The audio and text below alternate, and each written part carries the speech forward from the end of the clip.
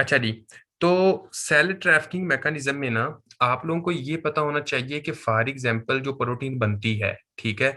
ये कहाँ-कहाँ से गुज़रती है, किधर-किधर से जाती है, ये सारे का सारा इसमें हम ये डिस्कस करेंगे, ठीक है?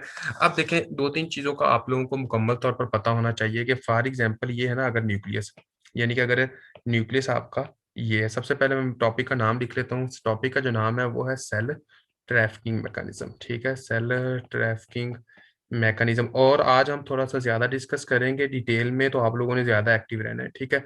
Cell trafficking mechanism. तो आप लोग ये देखें कि फॉर एग्ज़ाम्पल कि अगर ये आप लोगों का क्या है? सेल है, ये आप लोगों का क्या है? सेल है और ये सेल का क्या है? न्यूक्लियस है, ठीक हो गया जी। इसी न्यूक्लियस के साथ एक स्ट्रक्चर ऐसे पाया जाता है जिसको कहते हैं जहाँ पर ये न्यूक्लियस यानी कि ये न्यूक्लियस है ना, इसके साथ यहाँ पर एक स्ट्रक्चर होता है जिसको कहते हैं एंडोप्लाज़्मिक रेटिकुलम, ठीक हो गया? लेकिन इसको आप इस तरह ये पूरे के पूरे को आप इस तरह इमेजिन करें जैसे ये आपका न्यूक्लियस हो।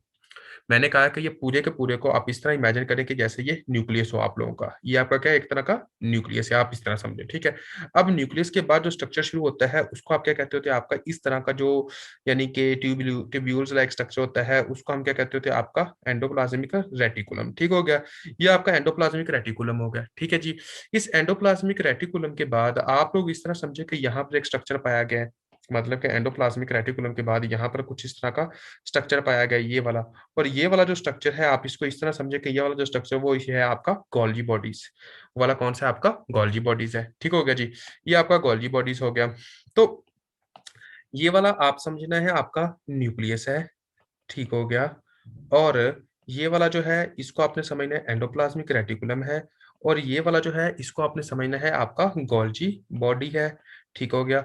और यहाँ पर एक और आप इस तरह स्ट्रक्चर समझें, उसको आप समझें इस तरह जैसा कि ये है आपका लाइसोसोम। क्या है आपका? ये वाला जो स्ट्रक्चर है इसको आपने क्या समझना है आपका है लाइसोसोम।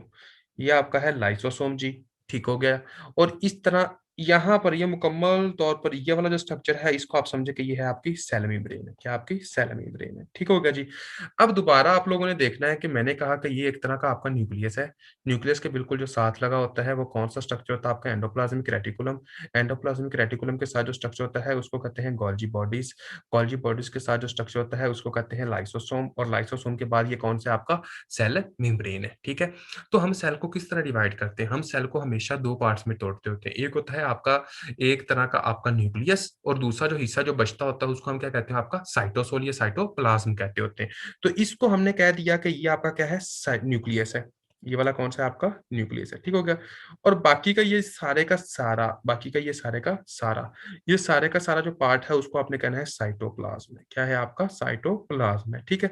तो अब देखें सबसे पहले आप लोगों को एक बात का पता होना चाहिए कि जो आप लोगों के यहाँ पर भी कुछ यहाँ पर तो राइबोसोम पाए ही होते हैं, एंडोप्लाज़्मिक रेटिकुलम के ऊपर ही, यहाँ पर तो पाए ही जाते हैं, ठीक है? लेकिन आपके यहाँ सरफेस के सेल के साइटोप्लाज़्म के अंदर ऐसे भी राइबोसोम पड़े होते हैं, ठीक हो गया?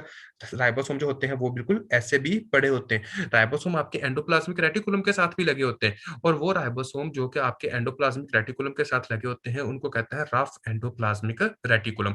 और एंडोप्लाज्म की सरफेस के ऊपर जहाँ पर जनाब आपके राइबोसोम नहीं लगे होते, उसको कहते हैं स्मूथ एंडोप्लाज्मिक रेटिकुलम। तो आप लोगों ने देखना है कि फॉर एग्जांपल ये भी आपके क्या है, एक तरह के आपके राइबोसोम है। ये भी आप लोगों के क्या एक तरह के हैं आपके राइबोसोम है। ठीक हो गया? अब इस बात को आप लोगों ने थोड़ा-सा गौर करना है, जो गौर करने वाली बात है वो ये है कि फॉर एग्जांपल आपका जो न्यूक्लियस था, क्या था आपका? न्यूक्लियस था। न्यूक्लियस के अंदर आप लोगों को पता है कि डीएनए से क्या बनता होता है? आपका आरएनए बनता है, जिसको आप कहते हो ट्रांसक्रिप्शन। यानी कि आपका क्या बना? आपका आरएनए बना और आपका मैच्योर आरएनए बन गया एंड पर हेटेरोन्यूक्लियर आरएनए फिर आपका मैच्योर आरएनए में चेंज हो गया, जिसको कहते हैं मैसेंजर आरएनए। ये जो मैसेंजर आरएनए होता है, ये जो मैसेंजर आरएनए होता है, ये आपने कहना ये मैसेंजर आरएनए होता है। ये एमआरएनए ये जनाब सबसे पहले आपकी जो यहाँ पर राइबोसोम्स लगे होते हैं ना, इसके साथ आकर लगता होता है। किसके साथ लगता होता है? आपके राइबोसोम के साथ आकर लगता है, जो कि आपकी साइटोप्लाज़्म के अंदर होती हैं, जो कि कहाँ पर होती हैं? आपके साइटोप्लाज़्म के अंदर होती हैं, इनके साथ आकर लग जाता है। अब जैसे ही इनके साथ लगा, ये साइटोप्लाज़्म के साथ लगा, यहाँ पर आप लोगों ने थोड़ा-सा ना यानी कि एक तरह का थोड़ा-सा आप लोगों का मेन इम्पोर्टेंट पॉइंट जो आप लोगों को समझ आनी चाहिए, वो ये है कि जैसे ही इसके साथ ये लगता है, तो यहाँ पर ना यहाँ पर एक प्रोटीन्स होती हैं, जो कि बहुत ज़्यादा मेन इम्पोर्टेंट रोल अदा करती होती है इसके अंदर और वो प्रोटीन जो कि इसके अंदर बहुत ज्यादा मेन इंपॉर्टेंट रोल अदा करती होती है, उसको कहते होते हैं जनाब आपका सिग्नल रिकॉग्निशन पेप्टाइड प्रोटीन। क्या कहते हैं आपका? Signal recognition peptide protein. ठीक है, कि यहाँ पर आपकी क्या होती है, एक प्रोटीन पाई जाती है इस जगह पर, उसका नाम होता है सिग्नल रिकॉग्निशन पेप्टाइड प्रोटीन। उसका नाम क्या होता है? सिग्नल, एक minute, signal recognition peptide protein, इसका नाम का सिग्नल रिकॉग्निशन पेप्टाइड प्रोटीन। एक बार दोबारा मैं बताता हूँ, ठीक है, कि देखिए आपका जो साइटोसोल होता है, साइटोसोल के अंदर होते हैं यहाँ पर ऐसे राइबोसोम पड़े होते हैं। ठीक है, ये क्या पड़े होते हैं? आपके राइबोसोम पड़े होते हैं। अब जैसे ये राइबोसोम पड़े हैं और यहाँ पर क्या होता है? आपका न्यूक्लियस पड़ा होता है। अब इस न्यूक्लियस से आपका मैसेंजर आरएनए बनता है, और ये जो मैसेंजर आरएनए होता है ये आपके साइटोसोल में जाता है, और साइटोसोल के अंदर जाकर यहाँ पर आपके जो राइबोसोम होते हैं उनके साथ आकर ये लग जाता है। ठीक हो गया। और ये सिग्नल, ये जो आपकी सिग्नल रिकॉग्निशन पेप्टाइड प्रोटीन जो होती है, ठीक हो गया, ये जनाब सिग्नल रिकॉग्निशन पेप्टाइड जो प्रोटीन होती है, ये जनाब आपका बहुत ज्यादा मेन इंपॉर्टेंट रोल अदा करती है। ये कैसे रोल अदा करती है? अगर ये सिग्नल रिकॉग्निशन पेप्टाइड प्रोटीन होगी तो ही जनाब आपका जो राइबोसोम होगा वो जनाब आपकी पॉलीपेप्टाइड चेन के साथ लग सकेगा, तो ही आपकी पॉलीपेप्टाइड चेन के साथ लग सकेगा। मतलब कि अगर ये सिग्नल रिकॉग्निशन पेप्टाइड प्रोटीन होगी तो यहाँ पर ये जो राइबोसोम है, राइबोसोम समझ आ रही है, और यहाँ से जो मैसेंजर आरएनए आता है, क्या आता है आपका? मैसेंजर आरएनए आता है, तो ही इनके दरमियान में एक तरह का कनेक्शन होगा। अगर for example signal recognition peptide protein नहीं होती तो जनाब आपका इनके दरमियान जो कनेक्शन होगा वो नहीं होगा। एक तो कनेक्शन, दूसरी ये बात कि सिग्नल रिकॉग्निशन पेप्टाइड जो प्रोटीन होती है, ये जनाब यहाँ से जो प्रोटीन्स यानी कि इधर से ये क्या करता होता है कि ये राइबोसोम को, सॉरी राइबोसोम को यहाँ पर राइबोसोम को ये लेकर जाता है आपके रफ एंडोप्लाज्मिक रेटिकुलम के पास। कहाँ लेकर जाता होता है? आपके रफ एंडोप्लाज्मिक रेटिकुलम के पास। अब मर्जमील अपना माइक बंद कर लो। अब ये कहाँ चला गया? आपका रफ एंडोप्लाज्मिक रेटिकुलम के पास। तो यहाँ पर फिर आपका रफ एंडोप्लाज्मिक रेटिकुलम के पास प्रॉपरली आता होता है। प्रॉपरली क्या आता है? फिर आपके रफ एंडोप्लाज्मिक रेटिकुलम के पास आता है। अब मैं एक बार इस बात को दोबारा रिपीट कर देता हूँ। देखें, सबसे पहले आप लोगों को पता होना चाहिए कि आपका जो साइटोसोल होता है उसके अंदर होते हैं आपके राइबोसोम। क्या पाया जाता है? आपका राइबोसोम पाया जाता है। ठीक है जी। अब आपका डीएनए से बनता होता है आरएनए, और आरएनए जैसे ही यहाँ पर मैसेंजर आरएनए आता है तो ये जनाब आपके राइबोसोम के साथ मिल जाता है, और ये राइबोसोम के साथ मिलेगा with the help of polypeptide chain. किसके साथ मिलेगा? With the help of polypeptide chain. अब ये पॉलीपेप्टाइड चेन और राइबोसोम और मैसेंजर आरएनए, ये तीनों को आपका सिंगल यानी कि जो सिग्नल रिकॉग्निशन पेप्टाइड यानी कि प्रोटीन्स जो होती है, ये जनाब आपकी कहाँ भेजती है? यहाँ से आपकी कहाँ भेजेगी? आपके एंडोप्लाज्मिक रेटिकुलम के पास भेजेगी। फॉर एग्जांपल आप लोग बताएं कि अगर यहाँ पर सिग्नल रिकॉग्निशन पार्टिकल या पेप्टाइड प्रोटीन ना हो, अगर ये प्रोटीन ना हो, तो मुझे आप लोगों ने बताना है कि यहाँ पर ये जो आप लोगों का जो स्ट्रक्चर है वो इधर से आपके एंडोप्लाज्मिक रेटिकुलम पर के अंदर जाएगा? शाबाश बताएं जी। इधर से आपके एंडोप्लाज्मिक रेटिकुलम के अंदर जाएगा? नहीं जाएगा। ठीक होगा। तो फिर क्या होगा? इसके नतीजे में ये होता है कि आपका मुकम्मल तौर पर जो प्रोटीन्स होती हैं वो कहां पर डिपॉजिट हो जाती है? आपके साइटोसोल के अंदर डिपॉजिट हो जाती है। क्यों? क्योंकि ये क्या होता है? आपका साइटोसोल होता है। तो आपने कहना है कि इसके नतीजे में क्या होगा? इसके नतीजे में एक ही काम होता है, वो ये होता है कि आपका जो साइटोसोल होता है उसके अंदर आपकी प्रोटीन क्या होती है? वो एक तरह की डिपॉजिट हो जाती है। तो ये बहुत ज्यादा मेन इंपॉर्टेंट पॉइंट था जो आप लोगों को पता होना चाहिए जनाब, कि ये किस तरह मेन इंपॉर्टेंट रोल अदा करता होता है। एक बार मैं दोबारा बता देता हूँ, अगर किसी भी स्टूडेंट को मतलब कि यहाँ पर भी अगर कंफ्यूजन हुई तो इंशाल्लाह ये खत्म हो जाएगी। ठीक है? कैसे? सबसे पहले एक बार इसको मैं सारा एक बार रिमूव कर देता हूँ। कैसे? फॉर एग्जांपल आपने समझना है कि ये आपका क्या है? न्यूक्लियस है। ये आपका क्या है? न्यूक्लियस है। ठीक हो गया। और यहाँ पर आपका क्या है? रफ एंडोप्लाज्मिक रेटिकुलम है, इस तरह। ठीक हो गया जी। इस तरह रफ एंडोप्लाज्मिक रेटिकुलम है जी। ठीक है जी। उसके बाद आपका यहाँ पर क्या है? राइबोसोम है। यहाँ पर बहुत ज्यादा राइबोसोम पाए गए। ठीक है? राइबोसोम पाए गए। ओके हो गया। अब होता क्या है? होता इस तरह है कि आपका डीएनए से मैसेंजर आरएनए बनता है, और एमआरएनए यहाँ से ऐसे निकलता है और आपके यहाँ पर राइबोसोम के साथ आकर लग जाता है। ठीक है? अब जैसे ही ये राइबोसोम के साथ लगा, ठीक है, और यहाँ पर जनाब आपकी पॉलीपेप्टाइड चेन होती है, और उस पॉलीपेप्टाइड चेन का मतलब क्या है? अमाइनो एसिड होता है। क्या होता है? आपका अमाइनो एसिड होता है। पॉलीपेप्टाइड चेन का मतलब क्या? आपका अमाइनो एसिड होता है। ठीक है? ये लिखना, कोई बच्चा इस पर कंफ्यूज ना हो रहा हो कि हम ये पॉलीपेप्टाइड चेन क्या है। अमाइनो एसिड होता है। ठीक है?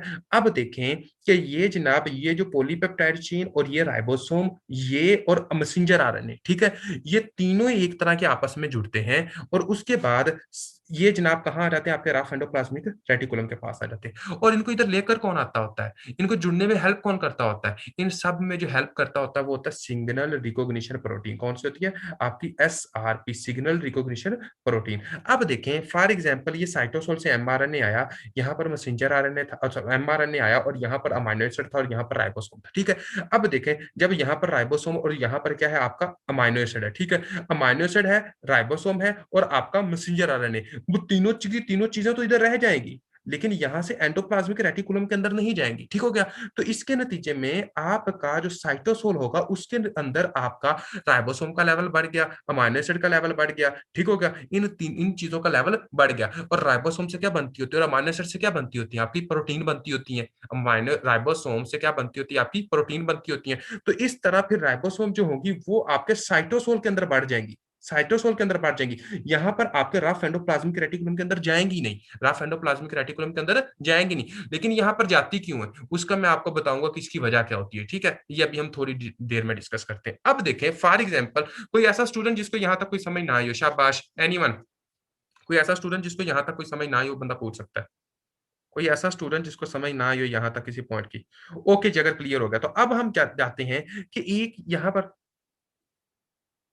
अमाइनो एसिड का रोल क्या भाई, अमाइनो एसिड वैसे ही इधर पड़े हुए होते हैं, अमाइनो एसिड ऐसे ही इधर पड़े हुए होते हैं भाई, अमाइनो एसिड इधर पड़े हुए होते हैं। तो वो जनाब आपके राइबोसोम के साथ अमाइनो एसिड मिलेंगे तो क्या बनेगी, प्रोटीन बनेगी, ठीक हो गया। लेकिन मेन जो रोल होता है कि ये अमाइनो एसिड और राइबोसोम को जो होते हैं उनको आना होता है यहाँ पर आपके रफ एंडोप्लाज्मिक रेटिकुलम के पास, ठीक है। लेकिन सिग्नल रिकॉग्निशन प्रोटीन एब्सेंट होगी तो ये अमाइनो एसिड और जो आपके सॉरी ये जो अमाइनो एसिड और जो राइबोसोम्स जो होंगे वो जनाब इधर नहीं आएंगे, इधर की बजाय ये सेल के अंदर ही रह जाएंगे, साइटोसोल के अंदर ही रह जाएंगे। और जब ये साइटोसोल के अंदर ही रह जाएंगे तो इधर ही ये क्या बना देंगे, आपकी प्रोटीन बना देंगे। यहाँ पर जनाब आपका क्या होगा, ये फिनिश होगा। अब देखें यहाँ पर आप लोगों को एक और बात का पता होना चाहिए। अब देखें फॉर एग्जाम्पल, ठीक है, यहाँ पर सिग्नल रिकॉग्निशन प्रोटीन थी, ठीक हो गया। इसकी मदद से जनाब ये जो साइटोसोल के अंदर ये जो प्रोटीन बनी, राइबोसोम बना, ये जनाब आपका कहाँ गया, आपका रफ एंडोप्लाज्मिक रेटिकुलम के पास आ गया, ठीक होगा जी, यहाँ आ गया। अब रफ एंडोप्लाज्मिक रेटिकुलम के बाद आपने कहना है कि यहाँ जैसे आता है तो यहाँ पर जनाब आपका क्या होता है, एक तरह की, इसके बाद यहाँ पर क्या होती है, आपकी एक तरह की गोल्जी बॉडीज होती है, ठीक है, क्या होती है, आपकी गोल्जी बॉडीज होती है, ठीक है। अब जैसे यहाँ पर जनाब आपकी प्रोटीन बन गई, या अब यहाँ पर प्रोटीन बन गई है, ठीक है। ये प्रोटीन इस तरह घूमती है, यहाँ पर प्रोटीन आ गई, उसके बाद यहाँ पर प्रोटीन आ गई, यहाँ पर प्रोटीन आ गई, यहाँ पर प्रोटीन आ गई और यहाँ पर प्रोटीन आ गई। लेकिन ये जैसे एक तरह के एक वेसिकल बना देती है, क्या बनाती है, आपकी वेसिकल्स बना देती है। अब जो एंडोप्लाज्म के रेटिकुलम है वो जनाब आपका एक वेसिकल बनाती है और उस वेसिकल के अंदर क्या होती है, आपकी प्रोटीन होती है। मतलब कि इसने क्या बना दिया, आपका वेसिकल बना दिया, इसने क्या बना दिया, आपका वेसिकल बना दिया और इस वेसिकल के अंदर क्या है, आपकी प्रोटीन है, ठीक हो गया। अब यही वेसिकल वाली जो प्रोटीन होती हैं ये जनाब जाती होती हैं आपके आपके कहाँ, आपके गोल्जी बॉडीज के पास। कहां पर जाती होती है, आपकी गोल्जी बॉडीज के पास जाती हैं। अब जैसे ही ये जनाब आपके गोल्जी बॉडीज के पास जाएंगी तो गोल्जी बॉडीज के अंदर ये थोड़ी सी देर रहती हैं। लेकिन हमें ये पूछना है कि हमने जो प्रोटीन है वो गोल्जी बॉडीज के अंदर भेजनी क्यों है, इसकी वजह क्या होती है। तो आपको एक बात का पता होना चाहिए कि ये जो प्रोटीन होती है इनको मुकम्मल तौर पर एक्टिव करने के लिए, मॉडिफाइड फॉर्म में लाने के लिए जरूरी होता है कि आपका एंडोप्लाज्मिक रेटिकुलम से जो प्रोटीन होती हैं वो जनाब आपकी गोल्जी बॉडीज में आए। अब मुझे आप लोगों ने बताना है कि जो यहाँ पर फिर प्रोटीन बनी थी क्या वो आपकी एक तरह की गुड प्रोटीन थी या बैड प्रोटीन थी, शाबाश, वो गुड प्रोटीन थी या बैड प्रोटीन थी जो आपकी यहाँ बन गई थी और आपके एंडोप्लाज्मिक रेटिकुलम के पास नहीं गई थी। क्या वो मॉडिफाइड और एक्टिव थी, नहीं थी, समझ आ रही है, वो क्या थी, एक तरह की गुड प्रोटीन नहीं थी। तो हमने क्या कहा कि अब सबसे पहले आपकी ये जो प्रोटीन सिग्नल रिकॉग्निशन प्रोटीन जो थी वो जनाब आपकी एंडोप्लाज्मिक रेटिकुलम के पास आई। एंडोप्लाज्मिक रेटिकुलम के बाद ये जो प्रोटीन साहब हैं वो जनाब कहाँ जाते हैं, ये जनाब आपके एक वेसिकल्स की फॉर्म में आ जाते हैं।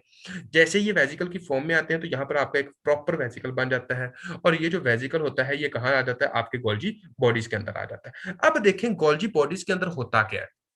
गोल्जी बॉडीज के अंदर तो प्रोटीन्स तो पहले ही बन चुकी हैं, इसकी मॉडिफाइड होती है। लेकिन मॉडिफाइड कैसे होती है, ये जो प्रोटीन्स होती है ना, आपने ये कहना है कि अगर तो फॉर एग्जांपल ये प्रोटीन, ये जो प्रोटीन किससे बनती है, आपके अमाइनो एसिड से बनती है, ठीक हो गया। अगर ये किससे बनती होती है, आपके अमाइनो एसिड से बनती होती है। तो अगर तो आपका अमाइनो एसिड सीरीन और थ्रियोनीन है, सीरीन प्लस थ्रियोनीन है, अगर तो ये अमाइनो एसिड है, अगर तो ये अमाइनो एसिड है, ठीक हो गया। अगर तो ये अमाइनो एसिड से बनी हुई है ये प्रोटीन, ये जो प्रोटीन बनी हुई है, तो इसके साथ आपका जो ऐड होता है उसको कहते हैं ओलिगोसैकेराइड। क्या होता है आपका? ओलिगोसैकेराइड। मतलब कि आपने ये कहना है कि जो आपकी मॉडिफाइड फॉर्म होती है उसमें हम ये करते होते हैं कि इसके अंदर कार्बोहाइड्रेट्स ऐड कर देते होते हैं। प्रोटीन के अंदर क्या ऐड कर देते हैं? आपका कार्बोहाइड्रेट ऐड कर देते हैं। क्या ऐड करते हैं? आपका कार्ब्स ऐड कर देते होते हैं, ताकि ये प्रोटीन एक तरह की खत्म ना हो जाए, आपकी स्टेबल फॉर्म में और मॉडिफाइड फॉर्म में रह जाए। तो आपका यहां पर अगर तो सीरीन है और थ्रियोनिन है, तो हम यहां पर क्या ऐड करते हैं? इसके साथ अलीगोसैकेराइड ऐड करते हैं। लेकिन अलीगोसैकेराइड जो होता है इसकी दो टाइप्स होती हैं, एक होता है ओ ओलिगोसैकेराइड, एक होता है एन ओलिगोसैकेराइड। तो हम सीरीन और थ्रियोनिन के साथ जो ओलिगोसैकेराइड ऐड करते हैं हम उसको कहते हैं ओ ओलिगोसैकेराइड को ऐड करते हैं। किसको ऐड करते हैं? ओ ओलिगोसैकेराइड को ऐड करते होते हैं। ठीक हो गया जी। अब देखें, एक आपकी अगर प्रोटीन जो कि अस्पार्ज एक तरह की मतलब के सीरीन और थ्रियोनिन से नहीं बनी हुई, बल्कि ये वाली जो प्रोटीन है वो आपकी अस्पारजीन जो अमाइनो एसिड होता है उससे बनी हुई है। किसके पास बनी हुई है? अस्पारजाइन। अस्पारजाइन अमाइनो एसिड से बनी हुई है। तो इसके साथ आपका जो ओलिगोसैकेराइड ऐड होता है वो होता है जनाब आपका एन ओलिगोसैकेराइड ऐड। कौन सा होता है आपका? An oligosaccharide add. अब जैसे ये एन ओलिगोसैकेराइड ऐड हो गया ना, ठीक होगा, एन ओलिगोसैकेराइड ऐड हो गया, तो इस एन ओलिगोसैकेराइड ऐड होने के बाद और एक चीज इसके साथ ऐड होती है, और जो ऐड चीज होती है उसको कहते हैं मानोज। क्या होता है? उसको कहते हैं आपका मानोज ऐड होती है। इसके साथ प्लस क्या हो गया आपका? मानोज हो गया, मानोज ऐड होगी, ग्लूकोज ऐड होगी जिसको कहते हैं मानोज। ठीक होगा, कार्बोहाइड्रेट्स की फॉर्म ऐड होगी जिसको कहते हैं मानोज। ये आपकी ऐड होगी। एक बार मैं दोबारा बता देता हूँ अगर कुछ बच्चों को कंफ्यूजन हो रही है। देखें, सबसे पहले क्या हुआ था आपका? ये जनाब आपका क्या था? डीएनए एमआरएनए था, मैसेंजर आरएनए जाता था आपके। फॉर एग्जांपल इसको क्या कहते हैं जनाब, आप लोगों का मैसेंजर आरएनए जो है, मैसेंजर आरएनए जो है वो जनाब जाता था आपके साइटोसोल के अंदर। साइटोसोल के अंदर था आपका राइबोसोम। यहाँ पर ही आपका क्या पड़ा हुआ था? आपका एक तरह का न्यूक्लिक एसिड पड़ी, सॉरी उसको कहते हैं अमाइनो एसिड पड़ा हुआ था। क्या पड़ा हुआ था? आपका अमाइनो एसिड पड़ा हुआ था। अब राइबोसोम और अमाइनो एसिड इन दोनों को आपस में मिलाता था। ठीक हो गया। और उसके बाद ये सिग्नल रिकॉग्निशन प्रोटीन जो होती थी वो जनाब आपकी इसको रफ एंडोप्लाज्मिक रेटिकुलम के अंदर लेकर आती थी। ठीक है। आप लोगों को पता है कि जब राइबोसोम के ऊपर अमाइनो एसिड लग जाते हैं तो उससे क्या बनती होती है? आपकी प्रोटीन बन जाती है। अब खुदा ना खास्ता का अगर सिग्नल रिकॉग्निशन प्रोटीन नहीं काम करेगी तो ये जनाब राइबोसोम भी इधर है, उसके बाद आपके अमाइनो एसिड भी इधर है, तो इसके नतीजे में प्रोटीन तो बनेगी, लेकिन जो प्रोटीन बनेगी वो आपकी क्या होगी? वो आपके साइटोसोल के अंदर बड़ी हुई होगी, और उसके बाद ये जो होगा उसका मतलब कि वो मेच्योर नहीं होगी, गुड नहीं होगी, एक तरह का बेस्ट वन में नहीं आएगी। लेकिन आप देखो कि यहाँ पर सिग्नल रिकॉग्निशन प्रोटीन भी है। अब जैसे सिग्नल रिकॉग्निशन प्रोटीन है तो इसके नतीजे में जो प्रोटीन बनेगी, यहाँ पर क्या बनेगी? आपकी प्रोटीन जो बनेगी, अब ये वाली जो प्रोटीन होती है वो जनाब आ जाती है आपकी आपके रफ एंडोप्लाज्मिक रेटिकुलम के पास। अब जैसे ही आपके रफ एंडोप्लाज्मिक रेटिकुलम के पास आती है तो यहाँ से जो प्रोटीन होती है वो जनाब इधर से भागती हुई, इधर से भागती हुई, ऐसे रन करती हुई जनाब आपकी एक वेसिकल की फॉर्म में आ जाती है। अब ये जो वेसिकल की फॉर्म में आती है, इधर से जनाब ये कहाँ जाती है? आपकी गोल्जी बॉडीज के पास जाती है। अब ये गोल्जी बॉडीज में आ गई। अब जैसे ही ये गोल्जी बॉडीज में जाती है तो गोल्जी बॉडीज के अंदर ये जो प्रोटीन बनती होती है इनको करना होता है मॉडिफाइड। क्या करना होता है? आपका मॉडिफाइड करना होता है। तो मॉडिफाइड करने के लिए जरूरी होता है कि इनके साथ आपके कार्बोहाइड्रेट्स लगे, जिसकी वजह से आपकी जो प्रोटीन होगी वो मॉडिफाइड हो जाएगी। अगर तो ये प्रोटीन जो है वो सीरीन और थ्रियोनिन के नाम से जानी जाती है, तो इसके साथ जो ओलिगोसैकेराइड का ग्रुप लगेगा वो लगेगा ओ ओलिगोसैकेराइड वाला। ठीक हो गया। लेकिन अगर अस्पार्जिनिन का है तो इसके साथ जो ओलिगोसैकेराइड लगेगा वो होगा एन ओलिगोसैकेराइड। ओके। और इसके साथ साथ आपके कार्ब्स का जो ग्रुप लगता होता है उसको कहते हैं मानोज। क्या लगता होता है? इसके साथ मानोज लगता होता है। अब देखें, ये आप लोगों की एक तरह की क्या हो रही है? आप तरह की मॉडिफाइड फॉर्म में जा रही है। एक चीज अब रह गई है, बाकी मॉडिफिकेशन मुकम्मल तौर पर कंप्लीट हो जाएगी। इसके बाद जो चीज रह जाती है उसको हम कहते होते हैं जनाब आपकी फास्फोराइलेशन प्रोसेस। इसमें का मतलब ये कि इसके साथ एक फास्फेट ऐड होता होता है। क्या ऐड होता होता है? आपका फास्फेट ऐड होता होता है, जिससे जनाब आपकी क्या हो जाती है? आपकी फास्फोराइलेशन हो जाती है। और जैसे ही फास्फोराइलेशन होगी उसके नतीजे में जनाब फिर आपकी मुकम्मल तौर पर जो मॉडिफाइड प्रोटीन जो होगी, जो एक्टिव प्रोटीन होगी, वो आपको बन चुकी होगी। ठीक है। अब ये जो गाल्जी बॉडीज से बन गया, गोल्जी बॉडीज के अंदर आप मुकम्मल तौर पर प्रोटीन बन चुकी है। ठीक है। इसको और कुछ मेच्योर या किसी और चीज की जरूरत नहीं होती। लेकिन अब ये कहाँ जाएगी? अब हम ये देखते हैं। तो देखें, अब आपकी ये प्रोटीन जो गोल्जी बॉडीज के अंदर ये बन चुकी है, इधर से जो प्रोटीन है ये दो तीन रास्तों में जा सकती है। कैसे? एक जो रास्ता होता है, एक तो गाल्जी बॉडीज वाला रास्ता, मतलब कि इधर है प्रोटीन। ठीक है। दूसरा जो रास्ता ये किधर जा सकती है? वो जा सकती है जनाब आपके लाइसोसोम के अंदर जा सकती है। कहाँ जा सकती है? आपके लाइसोसोम के अंदर जा सकती है। ठीक है। लाइसोसोम के अंदर जाएगी। लाइसोसोम के अंदर होते हैं हाइड्रोलाइटिक एंजाइम, वो करते होते हैं इसकी ब्रेकडाउन। दूसरा ये जा सकती होती है जनाब, आपको पता है कि आपकी जो सेल मेम्ब्रेन होती है वो किसकी बनी होती है, लिपिड बाइलेयर की, लेकिन उसके अंदर प्रोटीन्स भी होती हैं। तो ये जनाब आपकी सेल मेम्ब्रेन के पास जाकर और सेल मेम्ब्रेन का स्ट्रक्चर भी बना सकती होती है, ताकि हमारे सेल की जो स्ट्रक्चर की जो इंटीग्रिटी है वो मेंटेन रहे। तीसरे नंबर पर ये क्या कर सकती है, ये जनाब आपके सेल मेम्ब्रेन को क्रॉस करके, आपके सेल मेम्ब्रेन को क्रॉस करके किसी और तरफ भी जा सकती होती है। ठीक है, तो ये आपको पता होना चाहिए कि जिन जिन जगहों पर ये जा सकती होती है, क्योंकि यहाँ पर ये बहुत ज्यादा मेन इंपॉर्टेंट पॉइंट आता होता है कि हाँ जी जनाब, ये गोल्जी बॉडीज तो बन गया, और गोल्जी बॉडीज के बाद ये जो प्रोटीन बनती होती है वो कहाँ कहाँ जा सकती है। तो आप लोगों ने कहना है कि ये जनाब जो प्रोटीन्स होती हैं ये जहां जहां जा सकती हैं उनका आप लोगों ने नाम बता देना है। आपने कहना है कि अगर फॉर एग्जाम्पल ये आपका मतलब के गोल्जी बॉडीज हैं, तो गोल्जी बॉडी से एक तो आपका लाइसोसोम के पास क्या, जो मैंने यहाँ पर लिख दिया है। दूसरा ये कहाँ जा सकता होता है, वो जाता है आपका गोल्जी के अंदर रह सकती होती है, आपके गोल्जी के अंदर भी ये रह सकती है, मतलब कि एक दूसरे नंबर पे ये गोल्जी के अंदर भी रह सकती है। तीसरे नंबर पे ये क्या कर सकती है कि आपका एक तरह का सेल मेम्ब्रेन का स्ट्रक्चर बना सकती है। चौथा जो कहाँ ये क्या कर सकती है, ये जनाब आप लोगों का एक मिनट यार, इसको छोटा कर लूं, साइज में बड़ा हो गया। चौथा ये क्या कर सकती है, चौथा ये कर सकती है कि जनाब ये सेल मेम्ब्रेन को क्रॉस करके आपका बाहर जा सकती है। और लास्ट ये क्या कर सकती है, यही वाली मुकम्मल तौर पर जो मेच्योर प्रोटीन हो चुकी है, ये बिल्कुल प्योर प्रोटीन हो चुकी है, ये आपका एंडोप्लाज्मिक रेटिकुलम में भी वापस जा सकती है। ये कहाँ जा सकती है, आपके एंडोप्लाज्मिक रेटिकुलम के अंदर भी वापस जा सकती है। ठीक होगा जी। अब कोई ऐसा स्टूडेंट जिसको समझ नहीं है तो वो बंदा पूछ सकता है, शाबाश। एनीवन जिसको समझ नहीं है वो बंदा पूछ सकता है, वरना हम आगे कंटिन्यू करें इसको। अभी मैं दोबारा बता देता हूँ इसको, उसके बाद हम इसको जल्दी जल्दी में फिनिश करते हैं। ठीक है, देखें फॉर एग्जाम्पल मैंने ये कहा कि आप लोगों का होता क्या है, आप लोगों का ये न्यूक्लियस था, इस न्यूक्लियस के बाद आप लोगों का क्या बनता है, यहाँ पर जनाब आप समझे कि ये राइबोसोम थे, क्या थे आपके राइबोसोम थे। और इस राइबोसोम के बाद आप लोगों ने ये समझना है कि यहाँ पर जनाब आप लोगों का क्या था, ये आपका रफ एंडोप्लाज्मिक रेटिकुलम था। क्या होता, रफ एंडोप्लाज्मिक रेटिकुलम था। यहाँ पर आपके गोल्जी बॉडीज थे, इस तरह क्या थे, गोल्जी बॉडीज थे। यहाँ पर जनाब आपने कहना कि ऐसे इस तरह की एक मैसेंजर आरएनए आता है, इस राइबोसोम के साथ मिलता है, जैसे ये मिला यहाँ पर जनाब आपका अमाइनो एसिड होता है। ठीक हो गया, और इन सब को मिलाकर जनाब यहाँ पर आपका एक एसआरपी प्रोटीन होती है जिसको तो सिग्नल रिकॉग्निशन प्रोटीन, वो जनाब इसको इधर रफ एंडोप्लाज्मिक रेटिकुलम के पास भेजती है। वो जनाब जैसे रफ एंडोप्लाज्मिक रेटिकुलम के पास आता है, इस तरह जनाब ये वेजिकल्स की फॉर्म में बन जाता है। ये जैसे वेजिकल की फॉर्म में बनता है तो ये जनाब अब ये कहाँ जाता है, आपके गोल्जी बॉडीज के पास जाता है। यहाँ पर एक मेन पॉइंट है, ये तो मैंने बता दिया था कि गोल्जी बॉडीज के पास जाता है। ठीक है, अब देखें आपका ये किस फॉर्म में है, वेजिकुलर। अब ये वेजिकल बन चुके हैं ना, ये क्या है आपका वेजिकल बन चुके हैं।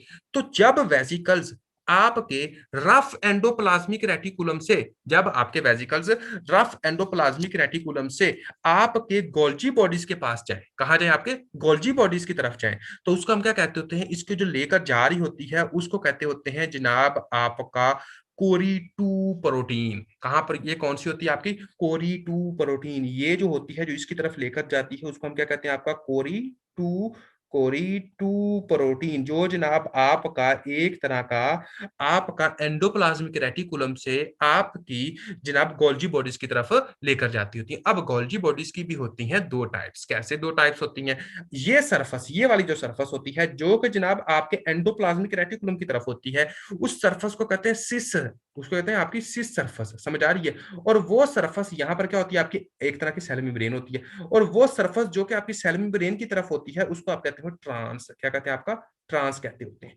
ठीक हो गया। अब दोबारा गौर कीजिए जी, मैंने क्या बात की, मैंने ये बात की कि जनाब आप लोगों का फॉर एग्जाम्पल आप लोगों की तरफ प्रोटीन थी, क्या थी आपकी प्रोटीन थी।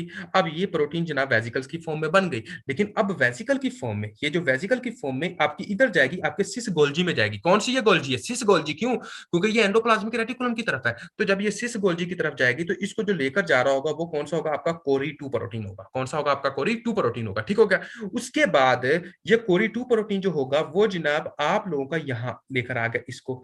अब इस प्रोटीन के अंदर हुई मॉडिफिकेशन, कैसे मॉडिफिकेशन हुई, इसके अंदर हुआ ओलिगोसैकेराइड्स ऐड हुए, इसके अंदर मानोज ऐड हो गए, इसके अंदर फास्फाटेशन हुई। ठीक हो गया, यानी कि फास्फोराइलेशन हुई, जिसके बाद इसको मुकम्मल तौर पर क्या कर दिया गया, मॉडिफाइड कर दिया गया। अब देखें मतलब कि ये गोल्जी बॉडीज के अंदर क्या है, आपकी प्रोटीन अब मॉडिफाइड है, ये बिल्कुल गुड प्रोटीन बन चुकी है। अब इससे क्या बनेगा, इससे ये हो सकता है कि ये जो प्रोटीन है वो मुख्तलिफ रास्तों में जा सकती है। कैसे मुख्तलिफ रास्तों में जा सकती है, ये जो प्रोटीन होती है ये जा तो जनाब जा सकती है एक तो सेल मेम्ब्रेन के इधर जाएगी। और आप लोगों को पता है कि जनाब जो सेल मेम्ब्रेन होती है वो किसकी बनी होती है, लिपिड बाइलेयर और प्रोटीन की बनी होती है, ठीक हो गया। तो या तो ये क्या बना देगी, एक तो प्रोटीन की तरफ चले जाएगी और सेल मेम्ब्रेन की तरफ जाएगी, और सेल मेम्ब्रेन में जाकर आपकी सेल मेम्ब्रेन का स्ट्रक्चर बना देगी, उसके अंदर ये पार्ट ले लेगी, ठीक होगा। एक ये काम कर सकती है। दूसरा ये काम क्या कर सकती है, दूसरा ये काम कर सकती है कि ये जनाब सेल मेम्ब्रेन को क्रॉस करके आपके सेल मेम्ब्रेन से बाहर जा सकती है। कहां जा सकती है, आपकी सेल मेम्ब्रेन से बाहर जा सकती है, ठीक होगा, आउटसाइड द सेल मेम्ब्रेन, ठीक हो गया जी। ये काम कर सकती है, जहां फिर इसकी जरूरत होगी उसको ये देगी, फॉर एग्जांपल बॉडी की जहां फिर जरूरत होगी इस प्रोटीन की फिर उधर जाएगी।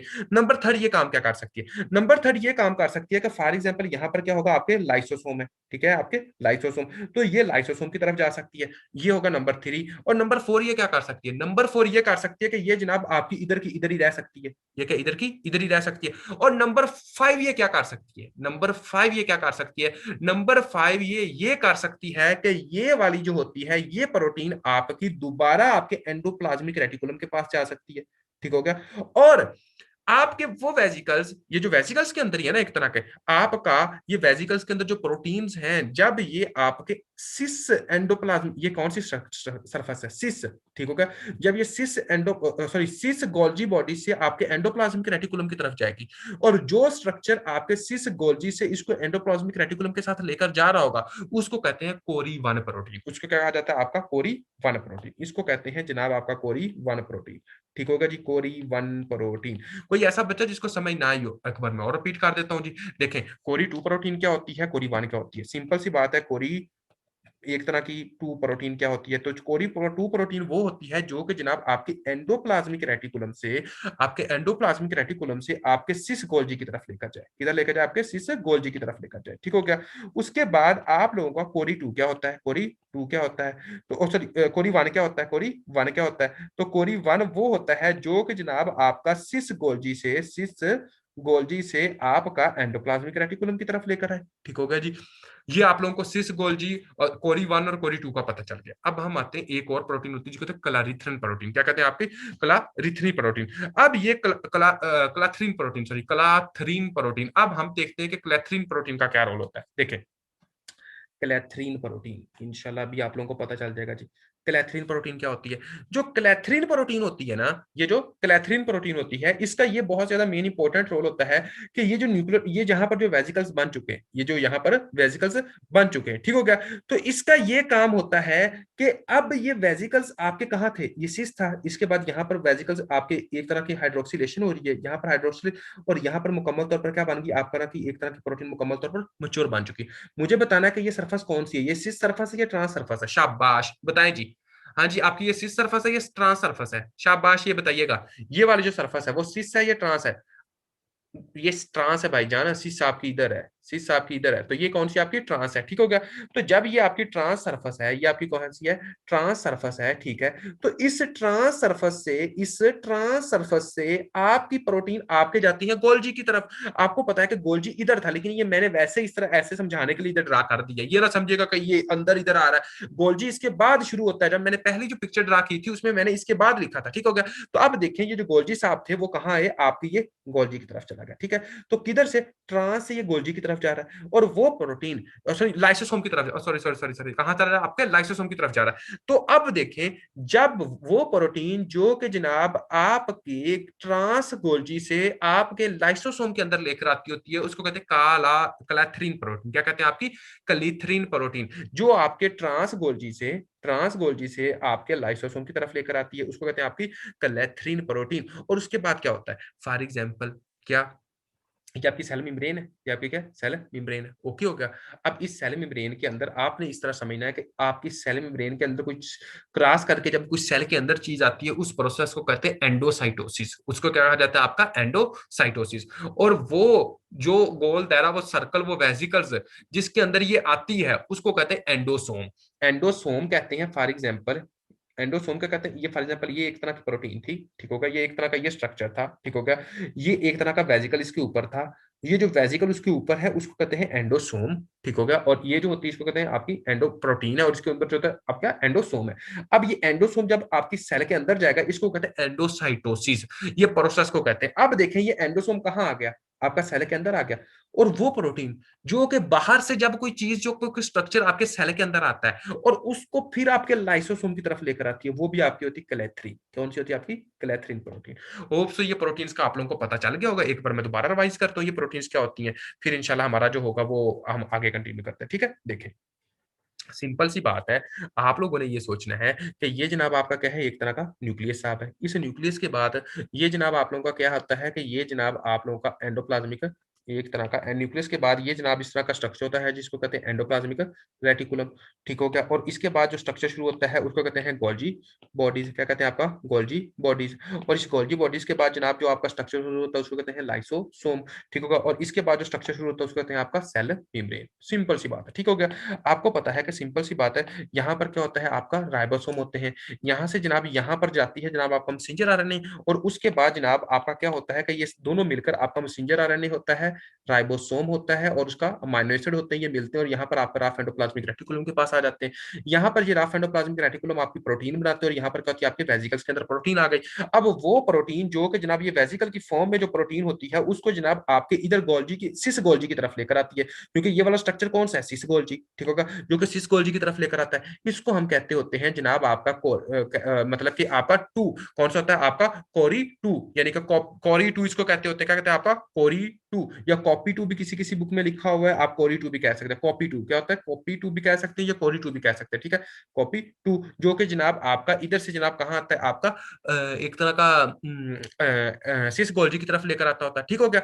अब देखें ये सिस गोल्जी के अंदर अब आपकी क्या आ गई है, प्रोटीन आ गई है। प्रोटीन इसके अंदर होती है मॉडिफाइड। कैसे? आपको ओलिगोसैकेराइड लगता है, ओलिगोसैकेराइड के बाद मानोस ग्रुप लगता होता है, मानोस ग्रुप के बाद आपका फास्फेट लगता होता है, फास्फेट क्या करवाता है, आपकी फास्फोराइलेशन करवाता होता है। ठीक होगा जी। आप देखें ये फास्फोराइलेशन हुई, फास्फोराइलेशन के बाद अगर ये प्रोटीन जनाब इधर से ही, अगर ये प्रोटीन क्या होती है, इधर से ही आपकी दोबारा आपके एंडोप्लाज्मिक रेटिकुलम की तरफ चले जाए, तो इसके अंदर भी आपकी एक प्रोटीन होती है, उसको कहते हैं जनाब आपका कोरी, हाँ जी, कोरी वन प्रोटीन। ठीक हो गया। कोरी टू क्या करता था, सिस गोल्जी से आपका सिस सॉरी एंडोप्लाज्मिक रेटिकुलम से कहां लेकर जाता था, आपका सिस गोल्जी की तरफ लेकर जाता था। लेकिन कोरी वन क्या करता है कि आपके सिस गोल्जी से आपका कहां लेकर आता है, आपका एंडोप्लाज्मिक रेटिकुलम के पास लेकर आता है। उसके बाद ये प्रोटीन जनाब इधर आ गई है। ठीक होगा। और वो जनाब प्रोटीन आपके लाइसोसोम की तरफ गई, और वो जनाब प्रोटीन जो कि आपके लाइसोसोम की तरफ वेसिकल्स को लेकर जाती है उसको कहते हैं क्लेथरीन प्रोटीन। क्या कहते हैं? आपका क्लेथरीन प्रोटीन। ठीक होगा, क्लेथरीन प्रोटीन। इसके बाद यहाँ पर जनाब कुछ फॉर एग्जाम्पल कोई न्यूरोट्रांसमीटर कोई प्रोटीन वगैरह थी, उसने जनाब सेल मेम्ब्रेन को क्रॉस किया, इसको कहते हैं एंडोसाइटोसिस। और जो जो वेसिकल्स जिसके अंदर ये क्रॉस किया उसको कहते हैं एंडोसोम। और अब ये लाइसोसोम के अंदर चली जाए और जो इसको लेकर आता है वो भी कौन सी होती है आपकी? क्लेथरीन प्रोटीन। वो भी कौन सी होती है आपकी? क्लेथरीन प्रोटीन। यहाँ तक कोई क्वेश्चन है तो आप लोग पूछ सकते हो। अभी जल्दी आप लोगों ने ज्वाइन करना है, उसके बाद एक छोटी सी डिजीज है हमारी, वो हम खत्म करेंगे और उसके बाद हमारा जो